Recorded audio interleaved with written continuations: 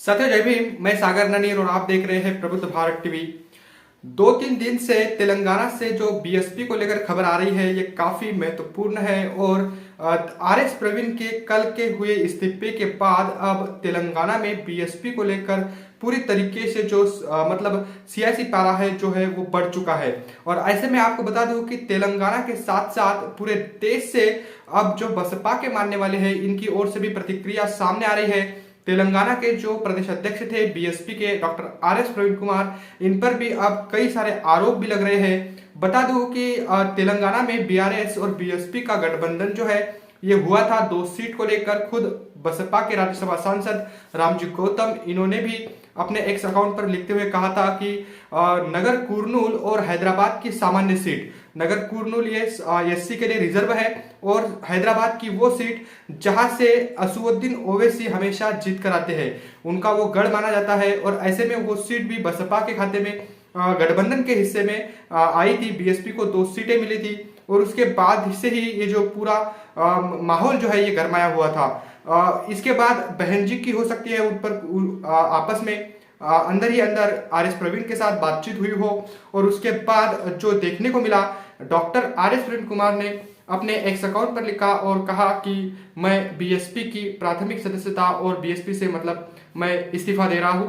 तो ये बड़ी खबर कल की थी। इससे एक दिन पहले की अगर हम बात देखें, एक दिन पहले की अगर हम हलचल तेलंगाना की देखें तो तेलंगाना में देखने को मिलता है कि वहां पर बीएसपी और बीआरएस का गठबंधन हुआ। उससे 2-3 दिन पहले की अगर हम पूरी सिचुएशन समझने की कोशिश करते हैं तो वहां पर भी डॉक्टर आरएस प्रवीण कुमार की ओर से ही, उनकी ओर से ही ये पूरी की पूरी बातचीत केसीआर से चल रही थी। गठबंधन को लेकर 2 सीट पर उन्होंने समझौता किया और पूरी की पूरी मतलब बीएसपी का जो पूरा का पूरा सपोर्ट है वो एक तरीके से तेलंगाना में केसीआर को उन्होंने दिया। केवल 2 सीट के लिए उन्होंने वहां पर वो समझौता किया।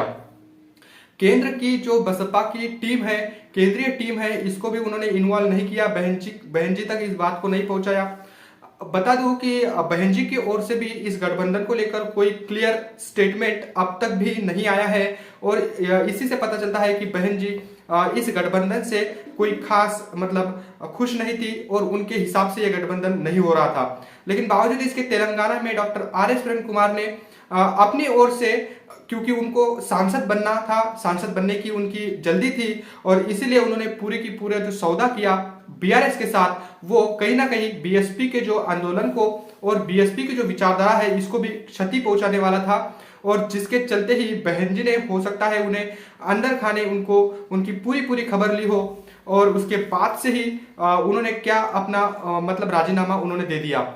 आपको बता दूं कि तेलंगाना में बीएसपी जो है, इससे पहले अगर हम देखेंगे तेलंगाना के बीएसपी के ग्राफ को तो बीएसपी का ग्राफ बीआरएस मतलब तेलंगाना में डॉक्टर आरएस प्रवीण आने से पहले काफी उफान पर था। ऐसा नहीं कि बीएसपी का वहां पर कोई वजूद नहीं था। इससे पहले मेरे ख्याल से शिवपुर विधानसभा जो है वहां से भी वहां से भी बीएसपी के एमएलए चुनकर आया करते थे। एक एमएलए भी वहां से चुनकर आया और उसके बाद बीएसपी का वोट अगर हम वहां पर देखें वोट शेयर, तो वोट शेयर भी लगभग 3 से 4% तक का वोट वहां पर आंध्र प्रदेश से तेलंगाना हटने के बावजूद भी था। और उसके बाद जब आरएस प्रवीण मतलब बीएसपी में ज्वाइन हुए, उन्होंने एक तरीके से सोशल मीडिया पर अपना पूरा सोशल मीडिया पर वो एक्टिव रहे और सोशल मीडिया पर उन्होंने पूरी तरीके से ऐसा दर्शाया कि उनके साथ लगभग 2 लाख से ज्यादा लोग बसपा में शामिल हो रहे हैं। ये पूरा मतलब उन्होंने क्या किया कि पूरा वातावरण एक तैयार किया और पूरे देश को भी उन पर पूरा भरोसा हुआ।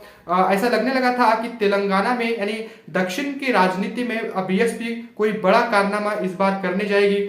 लेकिन जब विधानसभा के चुनाव हुए और विधानसभा के चुनाव में जब रिजल्ट सामने आया तो खुद आरएस प्रवीण वो भी चुनाव नहीं जीत पाए और वहां पर बीएसपी का जो ग्राफ है वो काफी कम होता हुआ दिखाई दिया। तो ये सभी घटनाक्रम अगर हम देखेंगे, इसके बाद आरएस प्रवीण को, क्योंकि वो आईपीएस की नौकरी छोड़कर आए हुए थे और ऐसे में उन्होंने मतलब उनकी एक महत्वाकांक्षा थी। जब कहते हैं कि महत्वाकांक्षा होना अच्छी बात है, लेकिन जब महत्वाकांक्षा जो है वो अति हो जाती है तब कीचड़ में ही जाना पड़ता है। ये कोई अच्छी बात नहीं होती है।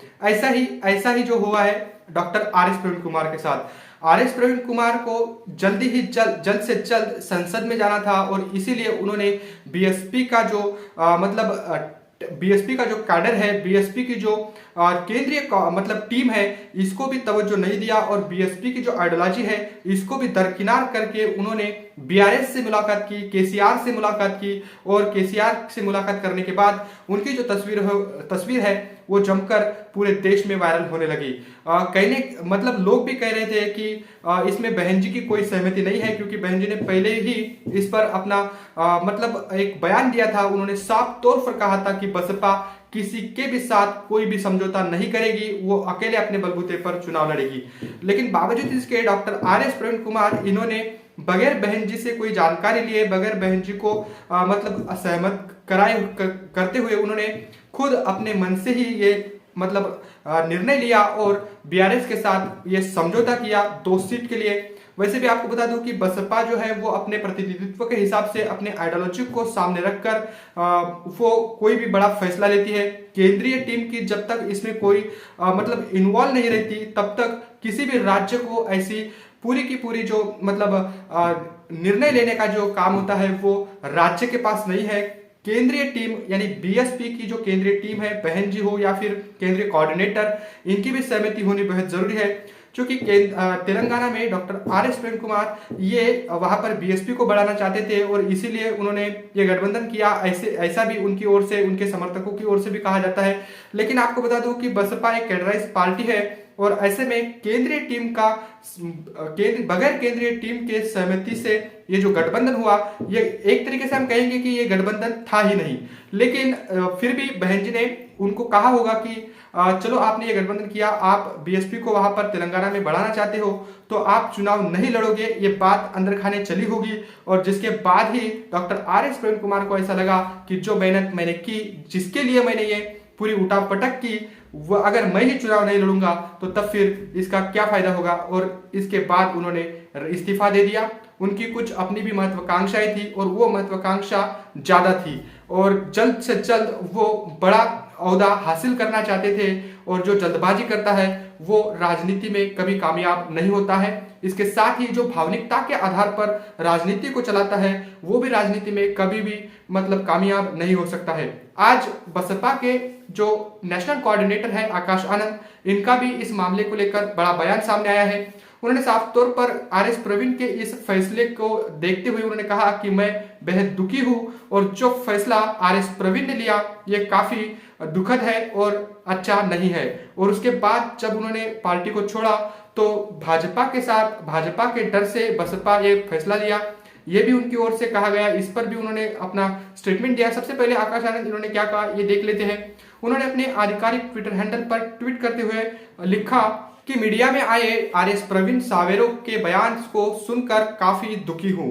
बीएसपी का कैडर और सभी पदाधिकारी भलीभांति जानते हैं कि गठबंधन का फैसला हो या उम्मीदवार, सभी फैसले की सूचना बहन जी खुद मीडिया को देती है। लेकिन तेलंगाना के मामले में जिस तरह से प्रवीण जी ने अपरिपक्वता का परिचय दिया है वो पार्टी की नीतियों और कार्यशैली से के खिलाफ है। संविधान बदलने की बात करने वाली पार्टी से बीएसपी का गठबंधन बाबा साहेब के मिशन के खिलाफ है। भाजपा के दबाव में गठबंधन तोड़ना तो दूर, बीएसपी के लोग ऐसे लोगों से बातचीत भी करना पसंद नहीं करते हैं। इसके साथ ही उन्होंने कहा कि प्रवीण जी और यूपी के एक युवा साथी भी दलित राजनीति के विरोधियों की साजिश का शिकार हो गए हैं और संविधान विरोधियों के झांसे में आ गए हैं। लेकिन बीएसपी के लोग बहुत समझदार हैं, वो इन संविधान विरोधी लोगों की साजिशों को अच्छे से समझते हैं और कभी भी इनके झांसे में आने वाले नहीं है। तो साफ तौर पर बसपा के नेशनल कोऑर्डिनेटर आकाश आनंद इन्होंने मतलब आर.एस. प्रवीण ने जो इस्तीफा दिया इस पर साफ तौर पर अपना बयान दिया और कहा कि ये काफी दुखद है। और इसके बाद जब उन्होंने पार्टी को छोड़ा और पार्टी को छोड़ने के बाद जिस तरह से उन्होंने बीएसपी के बारे में बयान दिया ये भी काफी दुखद है। और इसके साथ ही उन्होंने कहा कि जिस पार्टी ने संविधान को बदलने, उसमें संशोधन करने की बात कही थी, ऐसे पार्टी से बसपा कभी भी गठबंधन नहीं कर सकती है। इसके साथ ही उन्होंने कहा कि बीएसपी कभी भी किसी के दबाव में आकर काम नहीं करती है और भाजपा ही क्या, वो ऐसे सोच वाले लोगों के साथ बातचीत भी नहीं करती है। इसके साथ ही उन्होंने इस ट्वीट में एक बात और भी कही कि आर.एस. प्रवीण और यूपी का एक युवा इस पर भी मतलब गौर करने वाली बात है कि यूपी का वो कौन सा युवा है, आप कमेंट करके बताएं। हमें तो पता है लेकिन आपको ज्यादा पता है, क्योंकि आप दर्शक जो है वो काफी बुद्धिजीवी है, हमें पता है। और यूपी का एक युवा और आर एस प्रवीण ऐसे झांसे में फंस गए हैं। चुनावों से पहले ऐसे झांसे जो है वो दिए जाते हैं, और जिसके शिकार आर एस प्रवीण और यूपी का एक लड़का भी हुआ है। तो ये इस प्रकार से पूरा का पूरा ट्वीट आर एस प्रवीण की माफ करेगा बीएसपी के नेशनल कोऑर्डिनेटर आकाश आनंद की ओर से आया है। और एक तरीके से उन्होंने साफ तौर पर कहा है कि बसपा के जो लोग हैं ऐसे झांसे में आने वाले नहीं है। बसपा के जो कार्यकर्ता है, पदाधिकारी है और हितचिंतक है, ये काफी समझदार है, सभी साजिशों को समझते हैं, और वो किसी भी तरह से किसी के भी झांसे में नहीं आने वाले हैं। तो एक तरीके से तेलंगाना से जब doctor R S Praveen Kumar ने ये इस्तीफा दिया, उसके बाद पूरे के पूरे तेलंगाना के साथ साथ देश में ये मतलब हलचले और अलग अलग बयान देखने को मिल रहे हैं कि बसपा जो है वो भाजपा से डरी हुई है और अलग अलग पार्टियों से भी डरी हुई है। तो ये बात झूठ है, क्योंकि बसपा जो है वो कभी किसी से डरकर समझौता नहीं करती है, किसी के दबाव में आकर काम नहीं करती है। क्योंकि अगर ऐसा होता तो बसपा आज नेशनल पार्टी भी नहीं होती। राजनीति में चढ़ाव उतार तो आते रहते हैं, इसमें कोई शक नहीं, लेकिन बसपा अपनी आइडियोलॉजी को सामने रखकर ही काम करती है। जहां तक मैं समझता हूं, बसपा की आइडियोलॉजी बसपा के लिए सबसे महत्वपूर्ण है। बसपा के कार्यकर्ताओं का हित बसपा के लिए सर्वोपरि है। और वैसे भी मान्यवर ने भी कहा था कि राजनीति चले या ना चले, लेकिन सामाजिक परिवर्तन की गति किसी भी कीमत पर नहीं रुकनी चाहिए, और उसी दिशा में बसपा का यह आंदोलन है, आत्मनिर्भर आंदोलन है। अभी अभी जो रिपोर्ट मतलब सामने आई है, चुनाव आयोग ने दी है कि किस पार्टी ने कितना चंदा लिया, मतलब इलेक्ट्रोल बॉन्ड के माध्यम से, तो उसमें बसपा ने 1 रुपया भी किसी से नहीं लिया। यानी इतनी स्वाभिमानी पार्टी देश में अब तक राष्ट्रीय पार्टी कोई भी नहीं दिखेगी आपको। इस पर भी हम एक अलग से रिपोर्ट करेंगे, जिसमें भी आपको पूरी की पूरी डिटेल देने की कोशिश करेंगे। लेकिन तेलंगाना से जो ये खबर आई, ये काफी चिंतनीय भी है, क्योंकि इससे पता चलता है कि बसपा को किस प्रकार लोग मतलब धोखा देते हैं।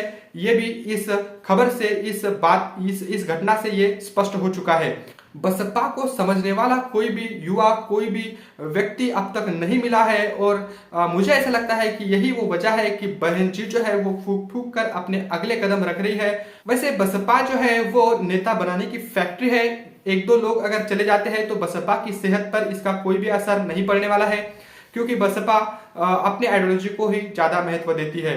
तो वैसे तेलंगाना में अब ये भी देखने वाली बात होगी कि तेलंगाना की जो कमान है अब किसके हाथ में आएगी, और तेलंगाना में अब लोकसभा के जो चुनाव होने वाले हैं वो किस प्रकार से लड़े जाएंगे। इसके साथ ही आपको बता दूं कि जो आर एस प्रवीण कुमार, इनको जो छूट दी गई थी तेलंगाना में कि आप अपने हिसाब से पार्टी को आगे बढ़ाओ, लेकिन इसका फायदा उन्होंने अपने व्यक्तिगत तौर पर उठाया। बीएसपी के साथ आरएसपी का टैग लगाया, और इस टैग से आपको बता दूं कि आरएसपी नाम का वो एक संगठन भी चलाते हैं। अब अगली उनकी क्या रणनीति होगी ये भी देखने वाली बात होगी, क्योंकि क्या आरएसपी के नाम से वो कोई राजनीतिक पार्टी बनाते हैं या फिर बीआरएस में शामिल होते हैं, ये अब कुछ दिनों के बाद क्लियर हो ही जाएगा। लेकिन बसपा को छोड़ने के बाद उनका ज्यादा वजूद रहेगा ये मुझे नहीं लगता, क्योंकि जितने भी सामाजिक कार्य उन्होंने किए हो, लेकिन राजनीति में ये ज्यादा मायने नहीं रखता है।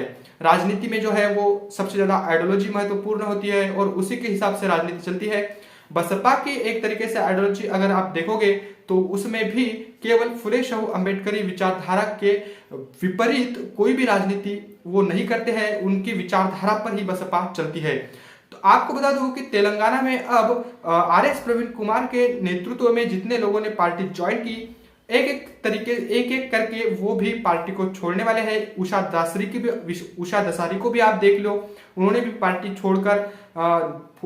छोड़ दी है। तो अब ऐसे न जाने कितने लोग सामने आएंगे, लेकिन बसपा की सेहत पर मुझे ऐसा लगता है कि कोई भी फर्क पड़ने वाला नहीं है। एक तरीके से आपको बता दूं कि उत्तर प्रदेश के कुछ हमारे पत्रकार बंधु हैं, उन्होंने भी ये कहा है कि आर एस प्रवीण एक आस्तीन के सांप की तरह बसपा में उन्होंने काम किया, अपने व्यक्तित्व को उन्होंने बढ़ाया और अपने आप को उन्होंने प्रोजेक्ट किया तेलंगाना में। तो ये खैर अलग अलग अपनी अपनी सोच है, ये लोग बोलते रहते हैं, लेकिन तेलंगाना में आर एस प्रवीण कुमार ने जो भी किया, इससे साफ पता चलता है कि आर एस प्रवीण कुमार की अपनी भी महत्वाकांक्षा जो है वो ज्यादा थी। उनको जल्द से जल्द शिखर पर पहुंचना था और बसपा एक कैडराइज पार्टी है, इसकी वजह से उनको की जो आजादी है ये बहन जी ने नहीं दी इस बार। क्योंकि आप अगर देखोगे पिछले तेलंगाना में जो विधानसभा के चुनाव हुए उसमें बहन जी ने बकायदा उनको स्टेज से उनके सर पर हाथ रखकर तेलंगाना के मुख्यमंत्री पद का उम्मीदवार भी घोषित किया था और अपने तरीके से काम करने की पूरी पूरी छूट दे दी थी। लेकिन बावजूद इसके उन्होंने पार्टी को धोखा दिया एक तरीके से। ऐसी खबरें ऐसे जो बसपा के समर्थक है उनका भी कहना है। वैसे तेलंगाना से डॉक्टर आर.एस. प्रेम कुमार ने जो ये बसपा से जो इस्तीफा दिया है, इसके बाद बसपा की वहां पर क्या स्थिति होगी, इसके साथ ही बसपा आने वाले इस लोकसभा चुनाव को तेलंगाना में पूरी मजबूती के साथ लड़ेगी और लड़ेगी तो किस प्रकार बसपा का ग्राफ रहेगा और बसपा क्या इस बार तेलंगाना में कुछ और अच्छा कर पाएगी। इसके साथ ही आपको बता दूं कि आंध्र प्रदेश में बसपा ने एक तरीके से अपने जो उम्मीदवार हैं ये फाइनल कर दिए हैं। इस पर भी हम एक अलग रिपोर्ट बनाएंगे और इसके साथ साथ मध्य प्रदेश, छत्तीसगढ़, राजस्थान और खासकर यूपी से भी बसपा के अपने कैंडिडेट घोषित हो रहे हैं, तो उसकी भी हम खबर आपको लगातार देते रहेंगे। बने रहे प्रबुद्ध भारत टीवी के साथ। मिलते हैं अगली रिपोर्ट में, तब तक के लिए जय भीम, जय भारत।